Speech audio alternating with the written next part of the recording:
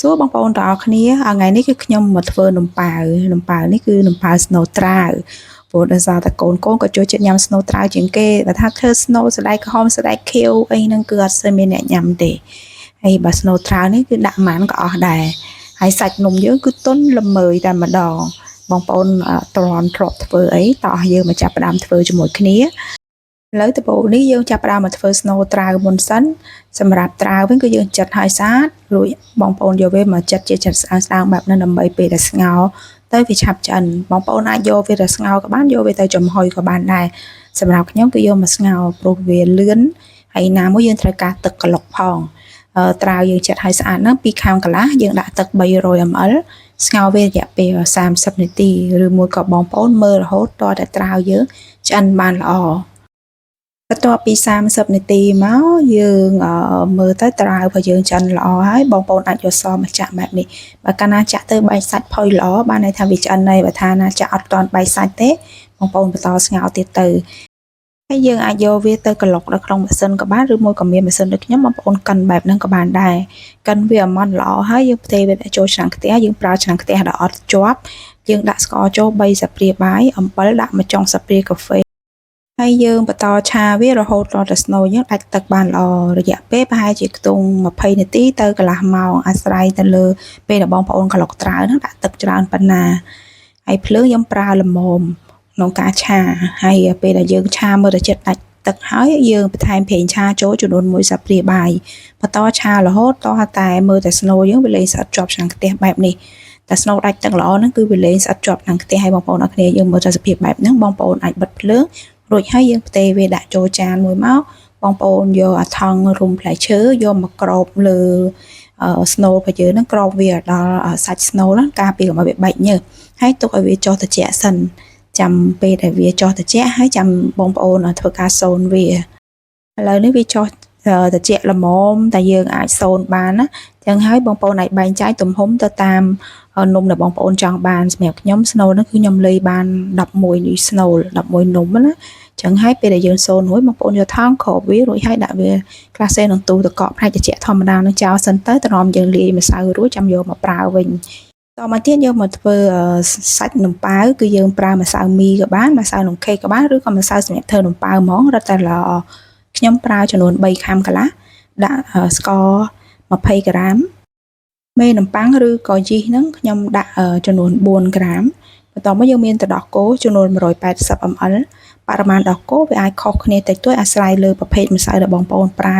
ជាប្រភេទដែលបងប្អូនលាយបើថាជ្រាយខ្លាំងបងប្អូនបន្ថែមម្សៅបើថាគោកបងប្អូនបន្ថែមទឹក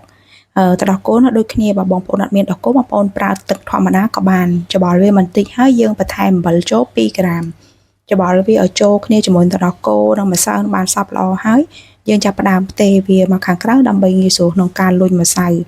បន្ទាប់មកបងប្អូនបន្ថែមជាមួយនឹងប្រេងឆាចូលចំនួន2ស្លាបព្រាបាយឬក៏ស្មើនឹង20ក្រាមយើងបន្តលុញវាប្រហែលជា8នាទីទៅ10នាទីឬមួយក៏បងប្អូនមើលរហូតដល់តែសាច់នំយើងគឺវាឡើងម៉ត់រលោងល្អរួចហើយយើងលុញវាជារាងទ្រវែងបែងចែកទៅតាមចំនួនស្នូលដែលបងប្អូនធ្វើមិញហ្នឹងអញ្ចឹងស្នូលមិញគឺខ្ញុំបែងចែកវាជា11អញ្ចឹងសាច់ម្សៅហ្នឹងក៏ខ្ញុំបែងចែកវាជា11ដុំដូចគ្នាយើងបែងចែកវារួចហើយបងប្អូនយកម្ដុំហ្នឹងអាចថ្លឹងវាស្មើគ្នាទៅបើបងប្អូនមានជីងបើថាអត់ទេយើងលៃមើលឲ្យទំហំវាប៉ិនគ្នាល្អហើយយើងលុញវាជារាងមូលហើយយើងទៅយកស្នូលរបស់យើងចេញពីទូទឹកកកមកបន្ទាប់មកយើងមានកដាស់សម្រាប់ធាប់លើនំប៉ាវណាធាប់នំប៉ាវដើម្បីពេលដាក់ចំហុយបងប្អូនអត់មានកដាស់នោះបងប្អូនប្រើស្លឹកចេកក៏បានដែរបន្ទាប់មកយើងយកអាដុំម្សៅរបស់យើងមួយហ្នឹងយកមកកិនឲ្យវាស្បែកជារាង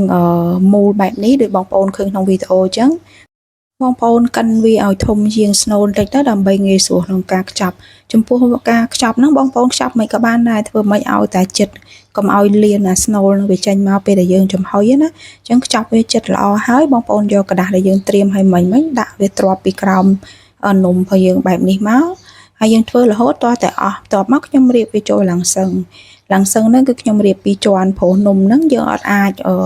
រៀបវាគៀកគ្នាបានទេយើងនៅទុកឲ្យវាឡើងធំទៀតណាអញ្ចឹងយើងរៀបវាចន្លោះវើលបែបហ្នឹងមកអញ្ចឹងហើយខ្ញុំត្រូវការចំហុយវាពីជាន់តែម្ដងឥឡូវយើងរៀបវាចូលហើយអស់គឺអត់ទាន់បើកភ្លើងទេណាបងប្អូនអរគ្នា ខោវាចិត្តទុកវាចោលរយៈពេល1ម៉ោងក្រោយពី1ម៉ោងមកគឺវាឡើងធំប៉ុណ្នេះឯងចឹងហើយយើងចាប់ផ្ដើមបើកភ្លើងដើម្បីធ្វើការចំហុយវាយើងប្រើភ្លើងខ្លាំងល្មមចំហុយវារយៈពេល15នាទីក្រោយ15នាទីមកគឺវាឆ្អិនហើយអញ្ចឹងបងប្អូនបិទភ្លើងរួចហើយយើងប្រហូរទឹកចេញពីកាំបឆ្នាំងហើយយើងគ្របចោល5នាទីទៀតក្រោយពី5នាទីមកយើងអាចយកវាមកញ៉ាំបានហើយនិយាយទៅនំហ្នឹងពេលដែលឆ្អិនមកគឺឈ្ងុយពេញផ្ទះតែម្ដងហើយយើងអាចទុកវាឲ្យចុះត្រជាក់ទៅបងប្អូនញ៉ាំបាត់អស់បងប្អូនអាចទុកក្នុងទូទឹកកកបាន3ទៅ4ថ្ងៃបើចង់ទុកយូរជាងហ្នឹងបងប្អូនអាចទុកនៅកន្លែងកកតែសម្រាប់ខ្ញុំនំប៉ុណ្ណឹងអត់នៅបានយូរថ្ងៃអីទេតែមួយថ្ងៃ2ថ្ងៃអីហ្នឹងគឺអស់ហើយហើយតែប៉ុណ្ណឹងនំប៉ាវស្នូលត្រាវរបស់យើងគឺរួចរាល់ហើយណាបងប្អូនអត់ធ្លាប់ធ្វើអាចសាកល្បងបានសាច់នំរបស់យើងហ្នឹងគឺទន់ល្មើយហើយស្នូលគឺអត់ផ្អែមខ្លាំងទេញ៉ាំគ្នាចូលគ្នាជាមួយនឹងសាច់នំហ្នឹងទៅគឺឆ្ងាញ់ខ្លាំងមែនតើ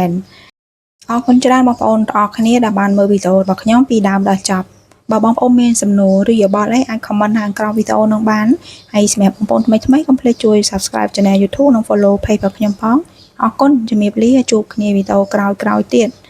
ហើយនំប៉ាវយើងនេះតំណមកឆ្អិនហ្នឹងចូលចិត្តកដាលអាត្រៀតហើយចឹងហើយឥឡូវនេះមកហាយភ្លក់មើលហ្នឹងភ្លក់ហ្នឹងថាភ្លក់តែបន្តិចទេភ្លក់ចូលភ្លក់ឡើងអស់មកជាហៀង